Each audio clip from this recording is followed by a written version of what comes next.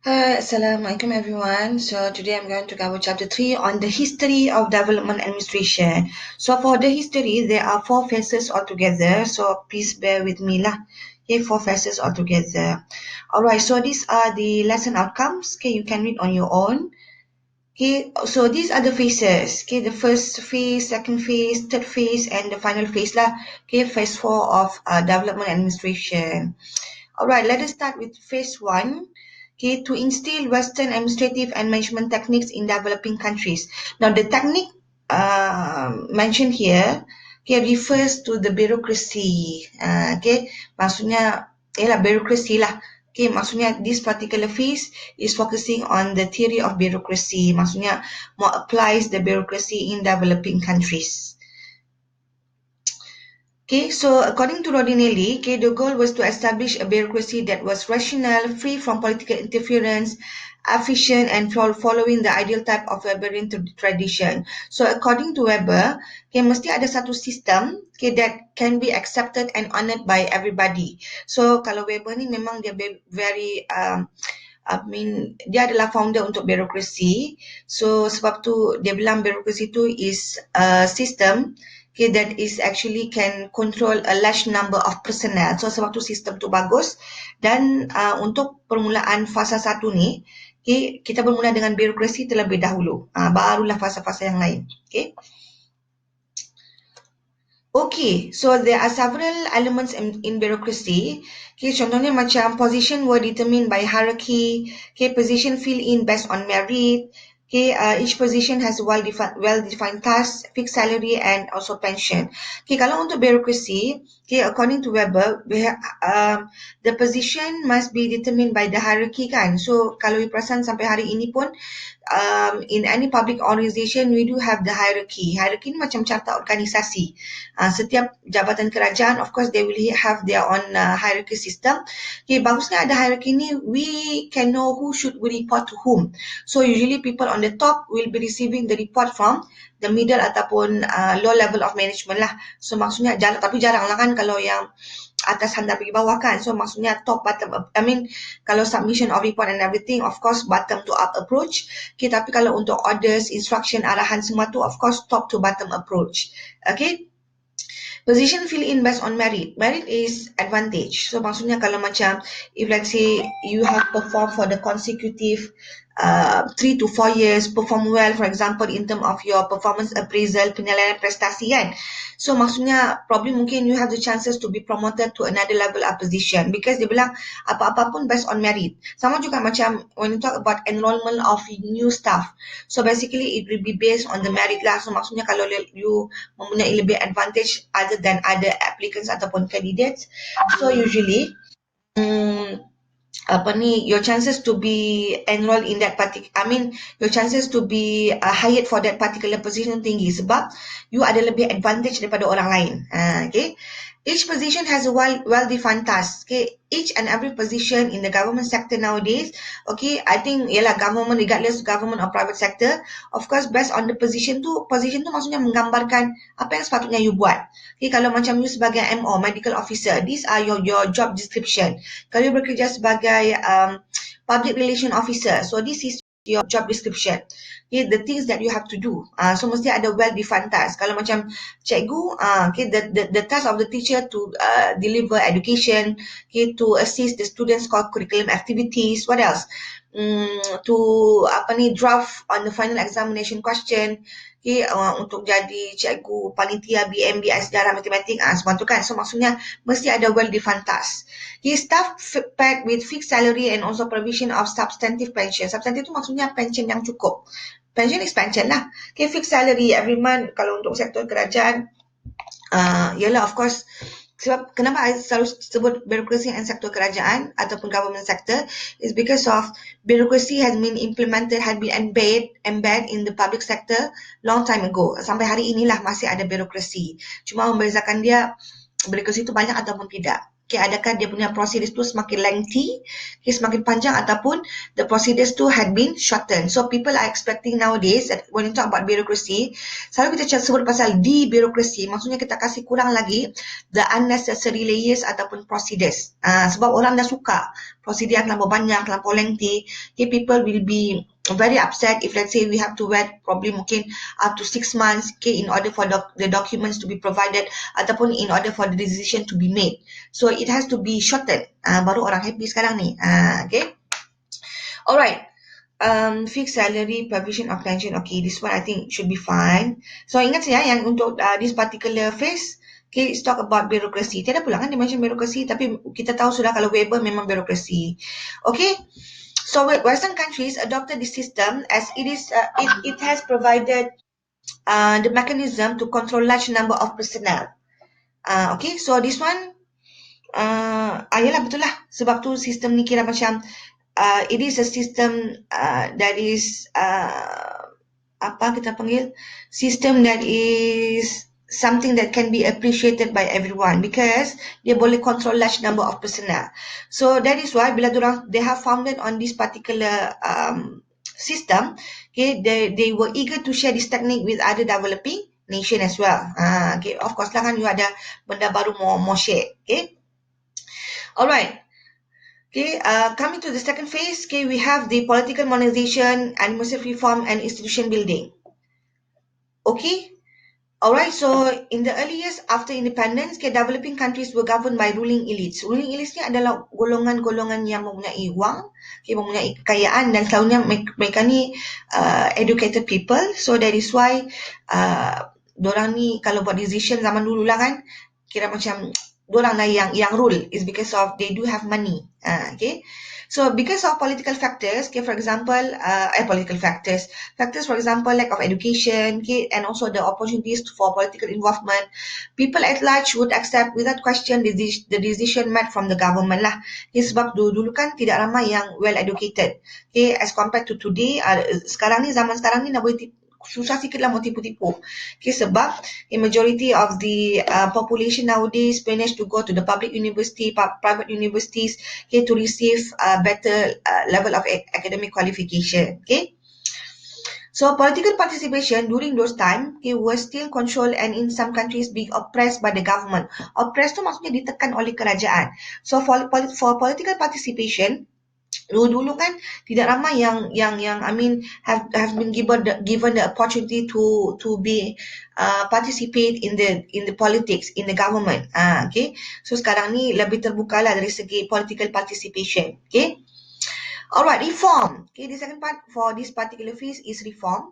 Okay, I think you are familiar with this term as well. Okay, administrative reform. Okay, reform tu maksudnya kita ubah. So what actually yang kita akan ubah adalah apa tu, sorry ini dapat banyak message student kan, nak dapat access, kesian pula. Okay, transformation of administrative machinery, okay, taking up new form, okay, new goals and also new objective. So kita tukar administrative machinery, ada jentera kerajaan. So ada yang kita tukar. Okay, so bila kita tukar tu, of course kita akan ambil new form, new goals and also new objectives lah. Okay, the first reform, okay, took place during the administration of Tun Abdul Razak. Okay, that's the second Prime Minister. I think everyone familiar with Tun Abdul Razak. Okay, zaman dia memang banyak reform kena buat. Salah satu dia adalah to reform the colonial-based bureaucracy that contain many weaknesses. Colonial-based bureaucracy itu maksudnya the bureaucracy system that being left by the colonies. Kan dulu-dulu kita dijajahkan. Jadi yang sistem yang tinggal selepas penjajah tu pulang, ya, ataupun selepas kita memerdekakan tanah Melayu adalah sistem birokrasi. So zaman dulu, the bureaucracy system being left by the colonies to contain many weaknesses. So ini yang Tun Abdul Razak tries to reform, tries to tukar. Okay, dia bilang especially kita mau tukar tentang the attitude and mindset of the public servant. Yang mana Tun Abdul Razak had labeled this thing as the 7 deadly sins. Okay, 7 dosa-dosa besar. Okay. So what kind of attitude ataupun mindset of the public servant yang during those time yang Tun Abdul Razak would like to change. Okay, so these are among the things that Tun Abdul Razak nampak dan dia mau tukar. Okay, contohnya macam apa? a complete lack of cooperation between officers on the ground. Tapi I think this one, when we talk about cooperation, benda ni sampai sekarang pun ada juga. Okay, because maksudnya kenapa lack of cooperation? Probably mungkin some of you lebih value individualism as compared to collectivism. It means that you lebih value working alone as compared to working in a team. And some of the tasks that you need to complete, you have to some of the tasks you have to complete in a team, tapi some of you unwilling to contribute. So benda-benda macam ni sampai sekarang pun ada sebenarnya, cuma zaman dulu ialah benda tu nampak macam agak macam mana, maksudnya Tun Abdul Razak dia tidak berapa suka benda tu, so ini yang dia mau tukar. Salah satu lagi apa, lack of proper planning in various department resulting in unfit rural master plan, number 5.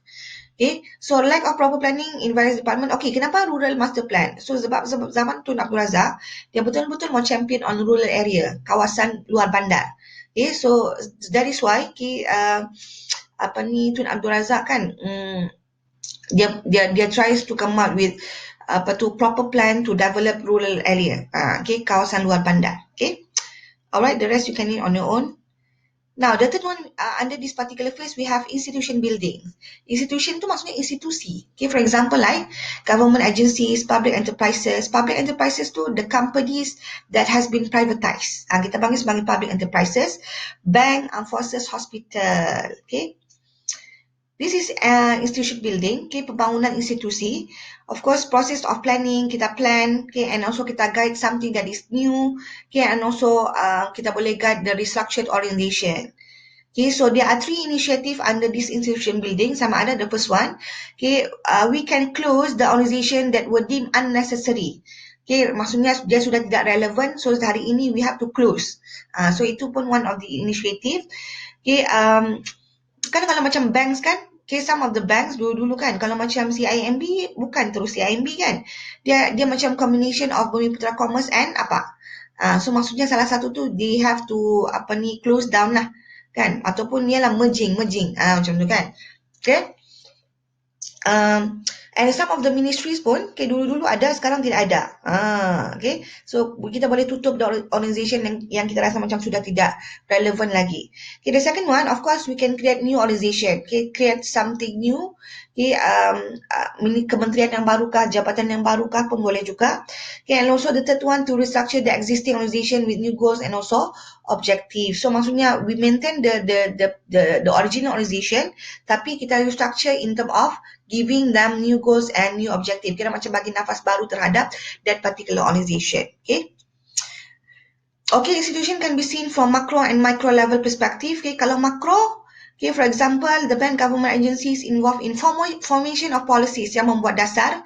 Okay, for example, the ministries, okay, kementerian-kementerian yang ada di Putrajaya sana. Okay, for example, the Ministry of Tourism, Ministry of Youth and Sports, okay, Ministry of Health, okay, Ministry of Rural and Regional Development, banyak lagi kementerian. Micro, okay, government agencies involved in policy implementation. Okay, for example, like JPJ, JKR, ini adalah jabatan-jabatan kerajaan. Okay, yang lebih kepada implementation of public policy lah. Okay, third phase. Okay, consists of project planning, privatization, and also public enterprises. Now, project planning. Okay, international financial institution provided funds, okay, menyediakan dana, okay, ataupun loan lah ni, hutang, loan, okay, hutang, ialah hutang lah kan, okay, for developing countries in project planning. Ini especially for developing countries ataupun underdeveloped nation that they would like to come out with a development project, but they don't have sufficient fund. So what they can do is that they can borrow money from international financial institution, okay, so that they can come up with the relevant project ataupun the demanded project yang diorang mahu for that particular nation lah. Okay, so international financial institution ni diorang akan provide these particular countries yang mau pinjam dana ni with with long term, okay, low interest rate loans, okay, to assist their development agenda. Diorang bagi, yalah maksudnya you can borrow money, okay, they will allow you to borrow money and then you can pay in a long term, and also interest pun agak rendah. Sebab dia mau bantu you untuk you punya development agenda. Okay, so one of the main requirements of this particular financial institution, dia bilang you mesti set up comprehensive project planning and appraisal system. Comprehensive tu maksudnya plan yang menyeluruh, dia macam proposal. Contoh macam you mau buat KLCC kan, you nak cukup duit kan? LCC pula. You mau buat, for example, you like to come up with government hospital. Okay, nak cukup duit, nak cukup dana. So, you have to come up with a proper proposal, project planning, and you have to submit the proposal to the financial institution lah. So, dia bilang sini, only feasible project can determine the ability of recipient countries to service their loan. So, maksudnya, feasible project ni project yang kita boleh, bila kita submit the proposal kan, dorang boleh nampak you punya financial planning. So, contoh macam, the project tu boleh menjana berapa dia punya pendapatan. So, maksudnya, kalau macam, you have a good proposal, you have a good project. So basically itu akan determine whether you are able to pay back the loans or otherwise. So contoh kalau macam ini you pernah dengar kan feasibility study.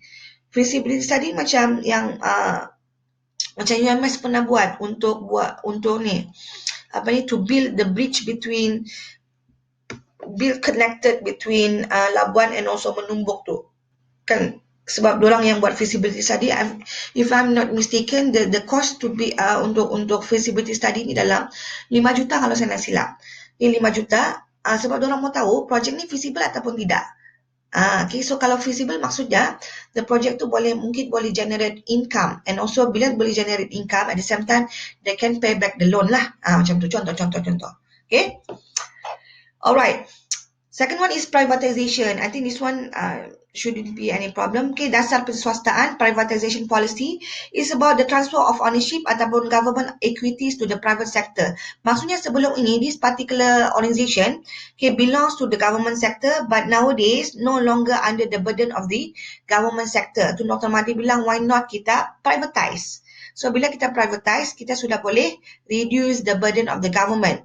Okay, sebelum ini, all of the burdens, for example, the payment of the salary of the government servant, hutang of this particular organization has been shouldered under the public sector. Tapi sekarang ni no longer under the public sector. So, kita sudah bagi kepada private sector. So, today, the public sector can focus on their main businesses, which is to deliver public services. Okay? And also, government would then identify the appropriate agencies that is deemed to be profitable. Ini proses privatization. Okay, sebab bila kita tidak boleh bayar duit sendiri, tidak boleh bayar hutang, tidak boleh bayar gaji pekerja, so the government decided to identify the agencies that is deemed to be profitable. Contohnya Malaysia Airlines, TNB, KTMB, kan, Kereta Api Tanah Melayu Berhad, kan. So these are among the government agencies that has been privatized. Okay, so of course the main objective is to reduce financial and also administrative burden of the government lah. So itu kita continue with privatization. Okay, so maksudnya baguslah kita boleh reduce beban kerajaan. Okay, now the final phase, okay, we have development management. Okay, development management ni kira macam yang the recent punya initiative made by the government lah. Okay, we have development management. Okay. Now, the first one we have quality management. Ini nanti chapter, I think part 4 you akan jumpa ni subject on quality management. Standing alone punya subject on quality management lah. So, quality ni apa? Okay, dia bilang kita boleh intensify and strengthen under the comprehensive award system. You kan part 4 sekarang kan? You jumpa lah subject ni kan? Okay. Now, salah satu kita mau recognize the quality of the organization is by giving an award. Award ni maksudnya kita recognize dia punya efforts dalam portray the culture of excellence, memudayakan budaya kerja yang cemerlang lah, okay, in the public service. So contoh kalau macam UiTM kan, UiTM has actually received the Anugerah Kualiti Perdana Menteri, I think for the consecutive of 3 to 4 years lah. Okay, ada beberapa kali diorang dapat. Okay, ada beberapa kali UiTM dapat this particular award. So, itu pun maksudnya kira macam kita sudah follow ISO, kita sudah buat benchmarking, kan? So, maksudnya benda-benda yang berkualiti ni kita try to follow. ISO ni pasal akreditasi. Maksudnya adalah something yang we have to fulfill, okay, in order for us to get the award lah. Okay. Okay, bagusnya kalau ada quality management ni, dia bilang kita akan strive to improve the quality and also innovation. Innovation tu maksudnya you try to improve the procedures by introducing new things, introducing new system. So maksudnya baguslah untuk sektor awam kan. Contoh kalau macam dulu-dulu kan kita tidak ada e-government kan. Sekarang ni bagus ada e-government because some of the the payment can be done through online kan, macam itu kan electronic government kan. Okay, so ada yang certain thing kita boleh bayar online, okay, kita boleh menggunakan sistem lah. So that can be considered as innovation as well. Okay, kita adopt international quality standard ISO and also benchmarking program. Benchmarking tu penanda arasan. So benchmarking ni selalu kita akan tries to benchmark the best practices of that particular institution in order for us to be like them. Contoh kalau macam UiTM kan, UiTM mau jadi research university. Okay, so kita boleh benchmark another university that is deemed to be more superior ataupun to be more much better than us in term of research. So contohnya kita boleh benchmark UM ke, UKM ke, because UM kan dengan UKM kan Apex University kan. So maksudnya diorang memang banyak buat research. So kita boleh jadi macam diorang. Sama juga kalau kita boleh jadi macam diorang by benchmarking diorang punya best practices. Sama juga kalau macam let's say kalau macam ada university would like to introduce on entrepreneur punya program, entrepreneurship, keusahawanan. So diorang boleh diorang boleh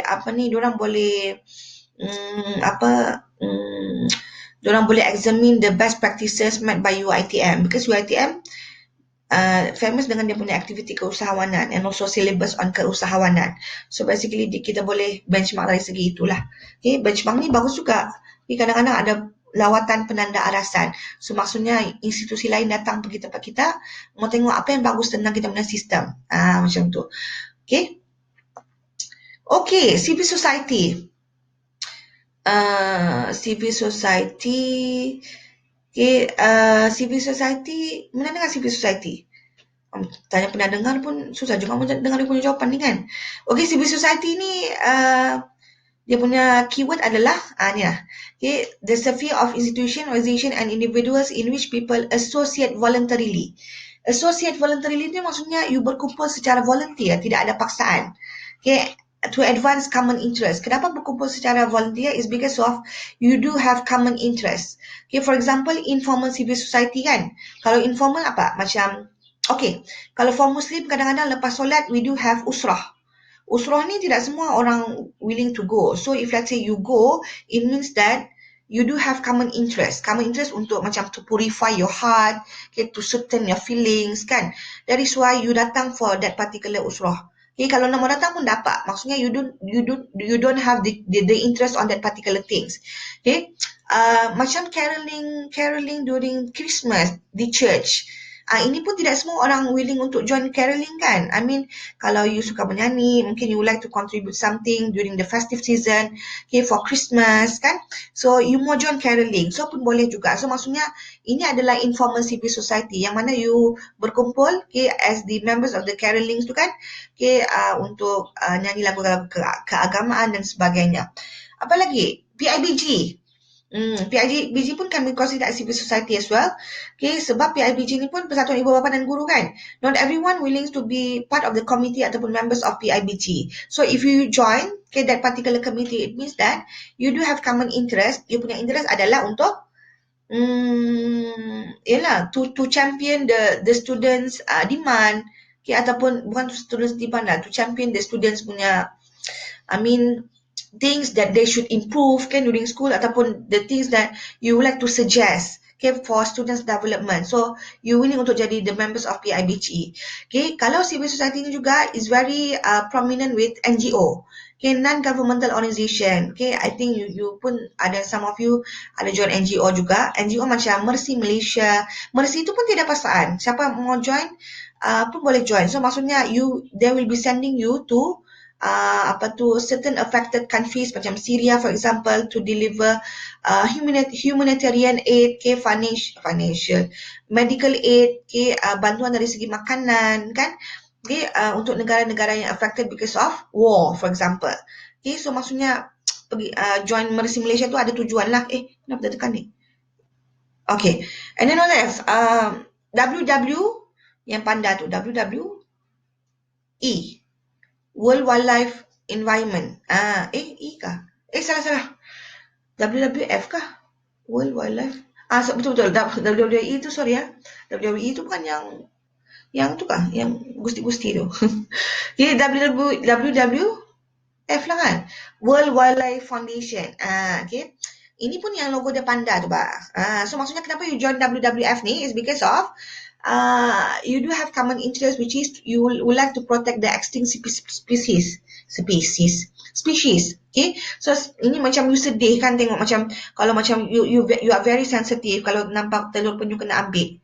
Macam bukan macam sedih begitu kan. Jadi you join WWF ni. Maksudnya you are willing to have some of your gaji. I mean not really lah. I mean a small portion of your salary to be deducted for this particular purposes untuk bantu ni, especially zaman sekarang ni kan, zaman COVID-19 ni kan. Susah lah kan kalau macam di zoo pun tiada orang mau datang kan, so diorang tidak ada income, okay, for that particular zoo kan. So tidak susah mau dapat makan kan, so time ni lah kita membantu kita punya animal. Kita punya, I mean yalah, bantu this particular animals, okay, for them to have survival lah. Okay, kenapa ni? Okay. Sebenarnya banyak lagi kan civil society ni. I suka ni civil society ni sebab dulu masa I buat master kan, I rasa subject on civil society kan, I really put a lot of effort on this one as well. Okay, civil society. Nampaklah nanti kalau you ambil degree kah, master kah, you will learn in depth on this one as well. Okay. Okay, number of civil society in Malaysia have been steadily increasing. Okay, macam the total numbers of NGOs pun started to increase. Ni salah satu example of NGO. Kan dulu you pernah dengar kan Bersih 3.0, 4.0. Bersih tu maksudnya apa? Bersih tu kenapa bersih? Yang warna kuning semua tu kan. Diorang bilang sebab kenapa kita join Bersih ni is because of kita bilang the election process is not clean. So sebab tu bersih. Okay, we like to reform the electoral process. Okay, sebab tu bila ada Bersih ni, kerajaan started to introduce the introduction of indelible ink waktu election. Indelible ink tu yang kita celup jari tu. Okay, bagus juga sebenarnya ada NGO ni kan. Okay, tapi sekarang no longer, I mean we don't have Bersih anymore lah. Probably mungkin sebab sudah bersih kali kan. Okay, so no longer Bersih, tapi itulah bagus juga kita boleh jadikan one of the case example okay, of the civil society by relying more on collective ideas and action. Of course, when we talk about NGOs, when we talk about civil society kan dia dalam pasukan, dalam team. Okay, of course relies on collective. Collective tu maksudnya ramai-ramai, bukan individualism punya ideas and also action lah. So maksudnya action ni dalam bentuk satu pasukan, dalam bentuk satu team. Okay, alright. PBSM ataupun Red Crescent tu kan, itu pun contoh civil society juga. Okay, maksudnya you membantu orang kan untuk pertolongan cemas dan sebagainya. Okay. Now, distribution of policies. Okay, one of the main targets of development admin in 1980s is to reduce poverty. Okay, mengurangkan kadar kemiskinan. Okay, so there are some of the strategies had been introduced. Progressive taxation. Progressive taxation ni maksudnya selari dengan you punya kenaikan gaji. Kalau gaji besar, potongan pun besar. Maksudnya tax reduction pun besar juga sebab gaji pun besar. Okay, so maksudnya kalau macam you punya salary tu belum capai lagi gaji yang sepatutnya kena income tax, so tidaklah kena tax deduction kan. Okay, subsidies ini pun bantu juga. Okay, especially for barang-barang keperluan asas, okay, has been subsidized by the government. Petrol pun ada subsidi. Okay, and also scholarship. Okay, scholarship ini pun kita membantu orang-orang yang kurang berkemampuan. Okay, but they do have children that are very smart. Okay, but they don't have insufficient fund, okay, to further study. So we provide scholarships. Okay, affirmative action ini macam UiTM. Maksudnya action yang akan memberi manfaat ataupun benefit kepada satu-satu kaum ataupun community saja. Kalau macam UiTM kan, why we open UiTM is because of we like to give more, opportunity for Bumi Putra, okay, to enter public university. So orang tanya, kenapa nak buka UiTM untuk nan bumi? Lepas tu ada satu minister jawab, banyak lagi. I mean, there are plenty numbers of universities that can be open for non-bumi. So only UiTM is for bumi lah. Okay, so that is why they are still securing the parameter for UiTM. Maksudnya masih lagi di syarat kelayakan tu untuk bumi putra. Okay, affirmative action. Okay, contohnya NEP, Malaysian Plan, NDP. NDP itu adalah continuation from the NEP lah. Okay, semangat dan spirit of NEP masih kena sambung sampai National Development Policy. Maksudnya, macam NEP kan, dia punya goals kan is to eradicate the poverty and to restructure back the society. So, semangat-semangat itu masih ada sampai NDP dan sampai hari inilah. Maksudnya, kita masih lagi, the kerajaan ataupun the government is still wants to help those poor people, okay, wants to reduce the poverty level in our nation. So masih lagi effort ini berterusan sampai hari ini. Because kemiskinan tu kira macam, walaupun kita bilang ada bantuan itu, bantuan ini, tapi masih lagi ada rakyat yang susah. Macam tu. So we still have to continue to lend our hands, okay, to come up with development projects that actually can benefit them in a large scale lah. Okay. Okay, come out with policies that would motivate the low-income farmers and small-scale traders to be in higher income brackets. Ini untuk bantu smallholder farmers, okay, ataupun ialah petani kecil sederhana ni kan, sebab petani-petani kecil sederhana ni ataupun the farmers ni kan, usually they don't have, ialah mungkin kais pagi makan pagi, kais petang makan petang, so kita mau bantu diorang. Sama juga macam the fishermen, maksudnya they are relying on that particular activities to generate their own income. So macam sekarang ni dengan COVID-19 kan, those yang memang cari makan dengan itu memang greatly affected lah. Kan, especially kalau macam nelayan tu mungkin, I don't know, they still, probably mungkin some of them they still go to go to the ocean to catch fish kan. Tapi kalau farmers pun mungkin ada hasil tanaman, tapi mungkin susah sikit lah kan kalau macam diorang relies on berjual-jual hari-hari, unless COD lah. Okay, tapi COD pun perlukan perlukan transportation as well kan. Okay, so yeah, so let us hope for the best lah kan musim-musim sekarang ni. Okay, I think this one would be the second last part. Okay, responsiveness and accountability. Responsive tu apa? Okay, to react immediately upon any demands of public needs. Okay, cepat respon. Okay, satu bilang sini, the quality of being responsive, react quickly. Okay, involve responding with emotion to people's and also event. Okay, responsive tu maksudnya semua penjawat awam, we need to have this kind of characteristic. Okay, to be very responsive. Maksudnya kalau hari ini kita komplain, besok kita sudah dapat jawapan. Okay, I pernah komplain hari ini, pagi ni kan, petang I sudah dapat jawapan. So it means that you are very responsive. Okay, maksudnya cepat you bagi respon terhadap that particular things lah. Okay, accountability.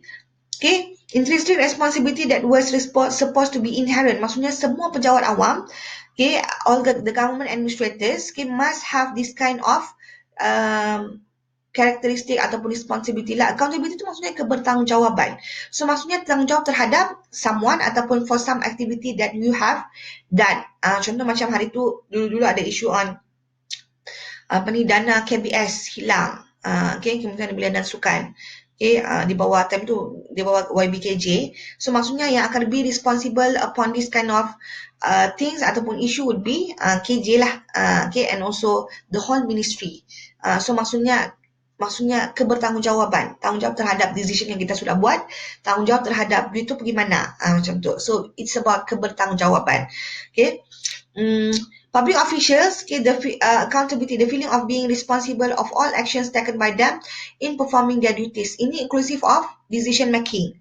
Ya, apa-apa keputusan yang kita buat, kalau tiba-tiba at the end of the day, kan dulu kan you pernah dengar kan PPSMI policy, pengajaran pembelajaran matematik dan sains dalam bahasa Inggeris. Kan bila kita started to introduce on PPSMI policy, we started to change everything. Okay, for example, like in terms of the syllabus, in terms of the textbook, okay, in terms of the we started to send our teachers to improve their English proficiency is because of maths and sciences is going to be taught in English. Kan, so we started to send teachers. So at the end of the day, okay, bila diorang implement ni maths dengan sains dalam bahasa Inggeris ni, the result of the student it seems to be very very poor. Okay, so maksudnya probably mungkin the respective minister ataupun the respective ministry, okay, they have to be accountable lah. Kenapa jadi sekian-sekian, so they have to provide some justification kan kenapa sekian-sekian jadi begitu kan. So sekarang ni nanti adalah PPSMI kan, sekarang ni kita guna MBM, MBI. Okay, memperkasakan bahasa Melayu, MBM, memartabatkan bahasa Melayu, memperkasakan bahasa Inggeris. Okay? Alright, so I think these two shouldn't be any problem. Okay, sebab senang saja kan memfaham. Okay, and the last one we have decentralization. So decentralized. Kalau kalau centralization berpusat kan, decentralized tidak berpusat. Kalau macam centralized, maksudnya everything tu will be done by the federal government. Tapi bila kita sudah decentralized, so the things will be done by the state and also local government lah. So there are two types of decentralization. The first one is deconcentration. Deconcentration ni maksudnya dibilang kita delegate the responsibility and also the authority by the central government to the local government, daripada atas pergi bawah. Kan levels of government ada 3 governments kan altogether kan, federal government, state government and local government. Ni PAD390 kalau masih ingat lah. Okay, now tadi that one is deconcentration. So the second one is devolution. Devolution ni kita transfer the decision making process to the local authority. So maksudnya daripada state government kepada local government. Contohnya macam sekarang ni kan, there are certain things ataupun certain areas of jurisdiction will be made by in terms of decision making will be made by the local authorities ataupun local government. So maksudnya the state government will only be responsible based on orang punya areas of jurisdiction. Okay, local government pun they do have their powers to make decision as well. Okay, for example, in terms of collection of garbage, koleksi sampah ni kan, sebab tu kita kalau local government dia ada banyak, dia lebih berpusat. Contoh macam kalau macam di Tuaran, Majlis Daerah Tuaran, Majlis Perbandaran Tawau, Majlis Perbandaran Labuan, okay, DBKK, and then yalah, maksudnya the areas that is more closer to the localities. So maksudnya benda-benda macam ni akan ditentukan oleh that particular local authority ataupun kerajaan tempatan itulah. Okay, kita panggil PBT, pihak berkuasa tempatan. Okay, local authority. Alright. Macam beautification of the city pun local government yang akan buat. Design bunga macam mana kah, tiga segi kah, bentuk love kah, bentuk bulat kah, kan, they will be determining on that one as well. Okay. Alright. Okay. Okay, Alhamdulillah, that's all for today. Yeah, I hope you have learned from today's session. Okay, I'll see you again, okay, for the next lecture on chapter 4 on social change, and also social change chapter 4, chapter 5 on planned social change. Okay, if you do have any question pertaining to the lecture, okay, or pertaining to the assignment, please do not hesitate to contact me. Okay, I'll be responding InsyaAllah, tapi please expect some delay lah. You tahu lah kan di rumah ni kan, kejap lagi anak I tu naik, minta itulah, minta inilah kan, misalnya tu. Okay, stay safe everyone, take care. Assalamualaikum.